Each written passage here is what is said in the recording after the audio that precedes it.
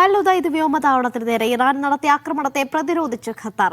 ഇന്ന് പുലർച്ചെയായിരുന്നു ആക്രമണം. വൈകിട്ട് രാജ്യത്തുടനീളമുള്ള മൊബൈൽ ഫോണുകളിലേക്ക് എമർജൻസി അലേർട്ട് സന്ദേശം വന്നു. എന്നാൽ രാജ്യത്തെ ജനജീവിതം സാധാരണഗതിയിലാണ്. അടിയന്തര സാഹചര്യങ്ങളിൽ മാത്രമേ പുറത്തിറങ്ങാവൂ എന്നാണ് അധികൃതരുടെ നിർദ്ദേശം.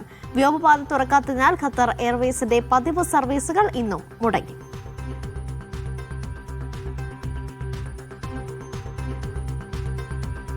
അബ്ബാസ് മുഹമ്മദ് വിവരങ്ങൾ നൽകാനായി ചേരുന്നു. അബ്ബാസ്, ഇന്ന് എങ്ങനെയാണ് ഖത്തർ ഈ ആക്രമണ ശ്രമത്തെ പ്രതിരോധിച്ചത്? അപ്പം ജനജീവിതത്തെ ഇത് ഏതെങ്കിലും തരത്തിൽ ബാധിച്ചിട്ടുണ്ടോ ഇപ്പോൾ?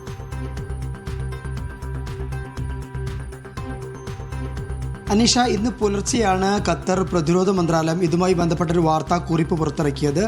ഈ ഇറാൻ്റെ ആക്രമണം ഉണ്ടായി എന്നും അതിനെ ഖത്തറി അമീറി എയർ ഡിഫൻസ് സേന അതിനെ വിജയകരമായി പ്രതിരോധിച്ചു എന്നായിരുന്നു വാർത്താക്കുറിപ്പ് ഉണ്ടായിരുന്നത്. അതിനുശേഷം കാര്യമായിട്ടുള്ള ഇന്നലെ നടന്നതുപോലെയുള്ള ഏതെങ്കിലും തരത്തിലുള്ള ഇൻ്റർസെപ്ഷൻ്റെ ശബ്ദങ്ങളോ അതുമായി ബന്ധപ്പെട്ട ഒന്നും ഉണ്ടായില്ല ഇന്ന് ഖത്തറിൽ. എന്നതുമാത്രമല്ല, ഇന്ന് വൈകിട്ട് 5 മണിയോട് കൂടെ ഒരു മെസ്സേജ് അലർട്ട് വന്നു അടിയന്തരമായിട്ടുള്ള ഒരു സെക്യൂരിറ്റി സിറ്റുവേഷനുമായി ബന്ധപ്പെട്ട്. എങ്കിലും അത് വളരെ കുറച്ച് കഴിഞ്ഞപ്പോൾ ആ സിറ്റുവേഷൻ എടുത്തു കളയുകയും ചെയ്തു. അതിവിടെ ഈ സെക്യൂരിറ്റി കൺസേൺ കൂടുതലാകുന്ന സമയത്ത് അധികൃതർ പുറത്തിറക്കുന്ന ഒരു മെസ്സേജാണത്. ആ മെസ്സേജ് കുറച്ച് കഴിഞ്ഞപ്പോൾ എടുത്തു കളയുകയും ചെയ്തു എന്നുള്ളത് കൂടിയാണ്. ഏതായാലും അങ്ങനെ വലിയ പ്രശ്നങ്ങളില്ലാതെയാണ്, വളരെ ആശ്വാസകരമായ ഒരു ദിവസമാണ് കഴിഞ്ഞ ദിവസങ്ങളൊക്കെ അപേക്ഷിച്ച് ഇന്ന് കടന്നു പോകുന്നത്.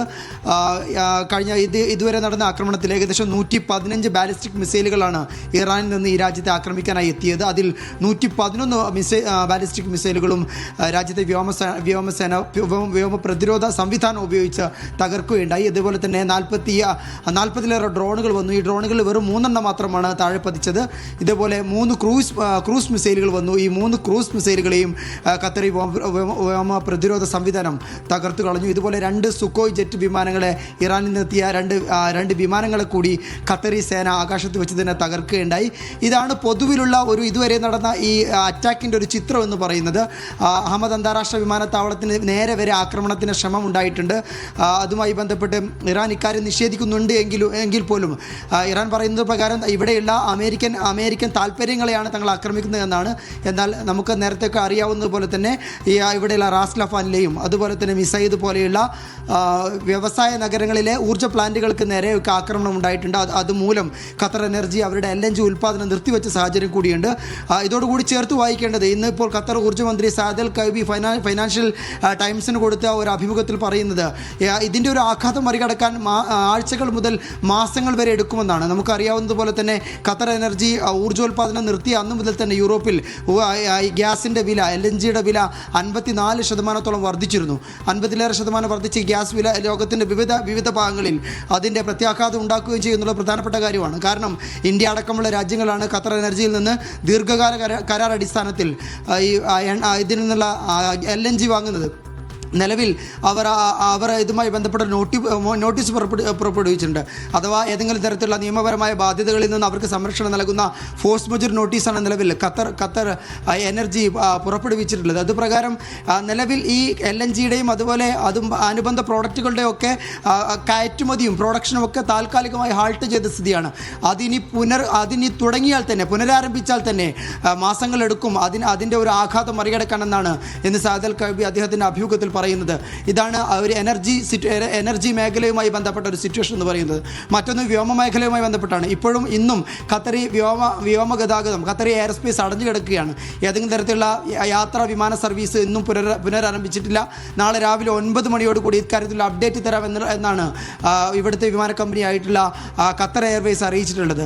അപ്പം എന്നാൽ അതോടുകൂടെ തന്നെ ഇന്ത്യക്കാർക്ക്, ഇവിടെ കുടുങ്ങിയ ട്രാൻസിറ്റ് യാത്രക്കാരായിട്ടുള്ള ട്രാൻസിറ്റ് വിസയിലുള്ള ഇന്ത്യക്കാർക്ക് സൗദി വഴി രാജ്യത്തിന് പുറത്തേക്ക് പോകാനുള്ള സംവിധാനം ഇവിടുത്തെ ഇന്ത്യൻ എംബസി ഒരുക്കുന്നുണ്ട്.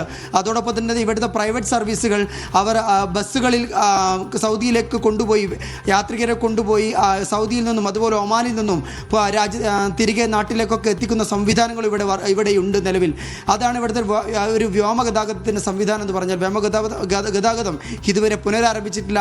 വളരെ പരിമിതമായ അളവിൽ ചില ഇടങ്ങളിലേക്ക് ഖത്തർ എയർവേസ് സർവീസ് പ്രഖ്യാപിച്ചു പ്രഖ്യാപിച്ചിട്ടുണ്ട്. അത് തന്നെ പതിവ് വിമാനങ്ങളല്ല എന്നതുകൂടി നമ്മൾ ഓർക്കേണ്ടതുണ്ട്.